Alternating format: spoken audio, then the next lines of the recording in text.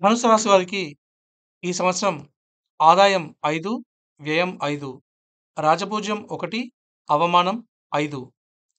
వీరికి గురువు లోహమూర్తిగా, శని కూడా లోహమూర్తిగా మరియు రాహుకేతువులు రజతమూర్తులుగా సంచరించనున్నారు. ధనుసు రాశి వారికి గురుబలం ఉంది. కానీ గ్రోత్ కొంచెం మెల్లగా ఉంటుంది. ధనం వస్తుంది. కానీ జాగ్రత్త పడపోతే మరలా రుణం చేయాల్సిన అవసరం రావచ్చు. సోదర సోదరీమణులతో మంచి సంబంధాలు నెలకొంటాయి. పత్రిక, ప్రింట్, మీడియా రంగం వారికి అత్యున్నతమైన కాలంగా చెప్పవచ్చు. విద్యార్థులు శ్రమించాల్సి ఉంటుంది.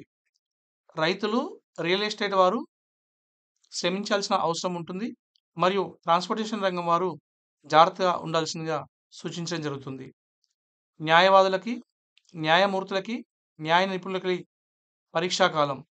అన్ని రకాల వృత్తుల వారికి మంచి సమయం. శ్రమతో అభివృద్ధిని సాధిస్తారు. ప్రేమికులకి అనుకూలమైన కాలం.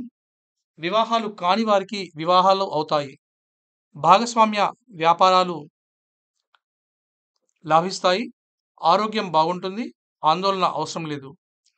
విదేశీయానం అనుకూలిస్తుంది. ఉద్యోగులకి శ్రమతో కూడిన అభివృద్ధి ఉంటుంది. అలాగే కవులకి, కళాకారులకి, చిత్ర పరిశ్రమ వారికి మిశ్రమ కాలంగా చెప్పవచ్చు. మొత్తం మీద అభివృద్ధి ఉంటుంది కానీ కాస్త మెల్లగా ఉంటుంది. వీరు సహా వీరికి వారి సహనాన్ని భగవంతుడు పరీక్షిస్తున్నాడా అని అనిపిస్తూ ఉంటుంది. కానీ తుదకి వారికి ఖచ్చితంగా మంచి జరిగే అవకాశం ఉంటుంది. కోర్టు కేసులు ఉన్నవారు వారికి మిశ్రమ ఫలితాలొస్తాయి. కొన్ని మాత్రమే వారికి అనుకూలంగా వస్తాయి. కొన్ని ఇంకా వేచి ఉండవలసిన అవసరాన్ని సూచిస్తుంది.